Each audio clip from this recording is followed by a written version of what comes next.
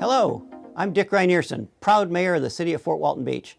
It is my honor and privilege to present to you the state of our great city. The future of Fort Walton Beach is bright because of the decisions our leaders are making today. As we face the fallout from the COVID-19 pandemic, I see a resiliency in our community, a sense of pride among our city staff, and determination among our city council to stay the course, complete projects, and push Fort Walton Beach forward. For this, I am grateful and proud. In March of this year, our city held an election that brought out 12 candidates to fill 3 open seats. This is quite remarkable. The results yielded 2 returning council members, Nick Allegretto and David Schmidt, and 1 new council member, Travis Smith. I congratulate these 3 on their election, and I also congratulate the other 9 candidates in their efforts and interest in our city government. Our city council now includes Nick Allegretto, Mike Holmes, Nathan Kelly, Kirby Locklear, M.G. Moran, David Schmidt, and Travis Smith. This elected body is working hard to serve the community it represents, and I know that the decisions being made are in the best interest of Fort Walton Beach. In early May of this year, this new City Council adopted 3 strategic priorities which guide our decision-making process. The priorities are the Downtown Master Plan / Around the Mound implementation, expansion of recreation amenities, and public safety. The Council selected these priorities based on Council collaboration, ongoing input received from residents, and discussion with staff. You will see these priorities reflected in Council decisions as we move forward. I am happy to report that the financial position of the city is excellent. This is because of the close oversight by our city manager, Michael Beatty, to provide the highest level of services available while being fiscally responsible. In fiscal year 2021, we were able to reduce the city's millage rate from 5.6395 mills to 5.3293 mills. The city's budget grew from the previous year by approximately 5%, primarily because of increases in various revenues including grant funding, utilities, sanitation, stormwater, and the countywide half-cent sales tax. And because of the half-cent sales tax revenue, we have been able to purchase police and fire safety equipment, repave streets, purchase a new fire engine, update public works and utilities road equipment, and begin intersection and roadway improvements. As I mentioned, we have had our share of challenges, much of which stem from the COVID pandemic that negatively affected everyone and everything. Over the course of the last year, we saw businesses close, residents out of work, and our normal way of life stripped away. For more than a year now, our city government has been working diligently to provide help. We administered grants to help sustain local businesses. We assisted the school system in reopening last August. We updated public facilities with supplies and necessary equipment to continue to provide services to the community. We provided assistance related to commercial garbage and water service. We provided free security checks to closed businesses, and we implemented a virtual permitting and inspection service to enhance the building process. The efforts by our staff to provide services and keep the city moving forward these last 12 months is nothing short of amazing. The Growth Management Department completed the Community Rating System rescoring, which provides a 20% flood insurance discount to policyholders in the city. They developed a new Community Redevelopment Area Wayfinding signage system, the first wayfinding update in 20 years. They developed a Land Development Code amendment which approved by City Council that will create a more walkable community through increased sidewalk connectivity requirements for new development. And most interestingly, the department issued 2,288 permits in 2020, up 9% over 2019. The Public Works and Utility Services Department saw a 6% increase in residential recycling from 2019 to 2020. The department was instrumental in the cleanup efforts after Hurricane Sally in September 2020, moving 1,750 tons of storm debris and preventing major sewer catastrophes.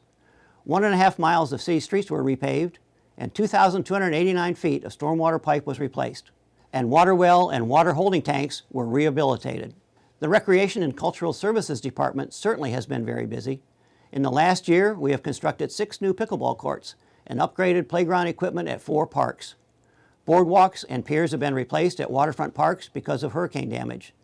The library's e-book circulation is up 21% over the previous year. Sports leagues are operating at full capacity.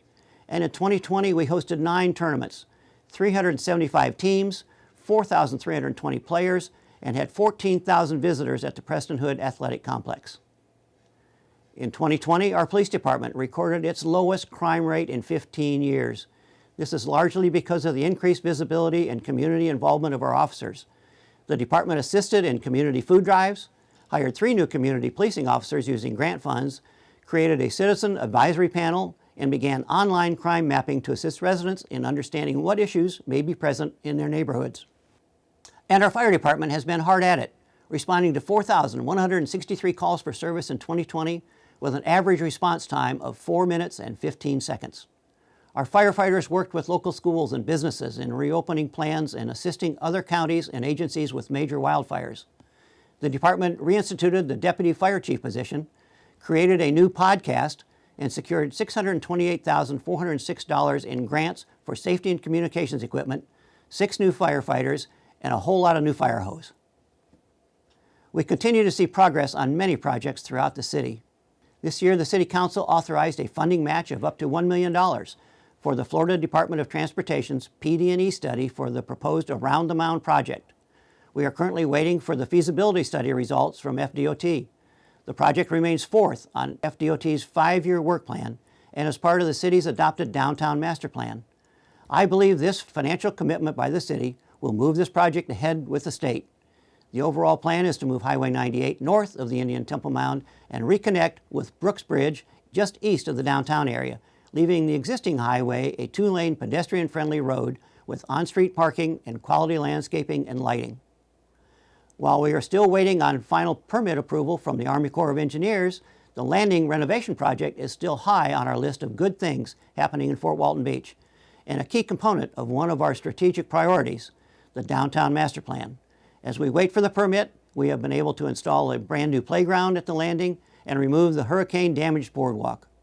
Once the final permit is approved, renovations will include an updated boardwalk, a new stage, landscaping, lighting, new bathrooms, and a splash pad. I hope to make an announcement about this moving forward very, very soon. Though it's technically not a city project, the replacement of Brooks Bridge is moving along and the city is heavily involved in many of the moving pieces. At this time, staff is working with FDOT to coordinate the relocation of city's utilities. Construction is slated to begin in late 2022. We are all excited about this project and what it means not only to the city, but also to our entire area. We recently reestablished our Youth Council to provide an opportunity for the youth of Fort Walton Beach to participate in city government, take an active role in shaping the future of the city, and become leaders in the community. Applications are being accepted, and the first meeting is scheduled this very September. I am so excited about this endeavor. In April of this year, the City Council agreed to expand the city's recreation complex on Jet Drive by incorporating a 12-acre city-owned parcel into the complex. The master plan is being developed and a task order is in place to begin the project. Recreation amenities are a top priority of our residents, businesses, and our City Council. I am pleased to see things like this taking place. Earlier this year, we began a branding project to establish exactly what Fort Walton Beach's brand is. This idea has been discussed for many years among city leaders and the business community to establish a baseline for marketing, messaging, visual consistency, and revitalization. So far, we have held collaboration sessions with the public and continue to have conversations with community stakeholders to gather information. The results of this initiative will provide us with the necessary direction and tools to market ourselves to new businesses and residents, promote economic growth, and inspire pride in our community. We are looking forward to these results. I am happy to say the city, the crew of Bowlegs, and several downtown merchants partnered this year to bring the Billy Bowlegs Pirate Festival back to downtown Fort Walton Beach.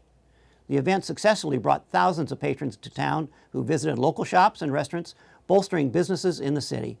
I am proud of our partnership with the crew and local businesses, and I expect this event will become even better than it already is. We are really looking forward to next year. Citizen engagement and feedback is vital to making smart decisions that help our city progress. In the last year, we have held workshops and public meetings on topics that are important to our city's future. These include affordable housing, creating a recreation master plan, the sale of surplus property, creating a noise ordinance, homelessness, the city budget, and traffic control and enforcement in our neighborhoods. The feedback we have received has helped guide us, and I look forward to more engagement in interaction with our citizens. This coming year, we have secured $300,000 from the state for several necessary projects. They include the Lewis Turner Boulevard Area Traffic Impact Analysis, which is the next step in the Lewis Turner Master Plan to assist in determining whether a new north-south connector is needed in the area. The Kenwood Comprehensive Traffic Evaluation is part of this project, and the Marwalt Drive area and Commerce and Technology Park will receive regional stormwater management facility designs because of these state funds. These two projects are vital to the implementation of the city's stormwater master plan. I am particularly proud of the city staff and the residents and businesses for actions taken before, during, and after Hurricane Sally in September of last year. While this Category 2 hurricane didn't hit us head on, its effects had significant impacts on our community with flooding and damaging winds. Our public works and utility services crews, parks and recreation crews, police and fire departments were active in keeping utilities operational, removing storm debris, and keeping the public safe from flooded streets. Our residents remained calm and listened to the emergency management instructions. Our businesses worked with us after the storm to reopen safely. Because of this cooperation, our city fared well, and for that I am very, very thankful. And in closing, to say that we have accomplished a lot in the last year would be an understatement. I've merely covered the highlights in this State of the City address. Our city staff works tirelessly to provide services and amenities to the residents and businesses of Fort Walton Beach every day of the year. I am extremely proud of this effort led by our city manager, Michael Beatty, and carried out by our department directors and each staff member. It is a daunting task to run a full-service city, and we have just the team to do it.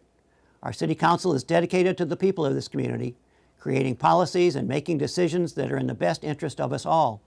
This isn't always easy, but our 7 council members have proven they are up to the task.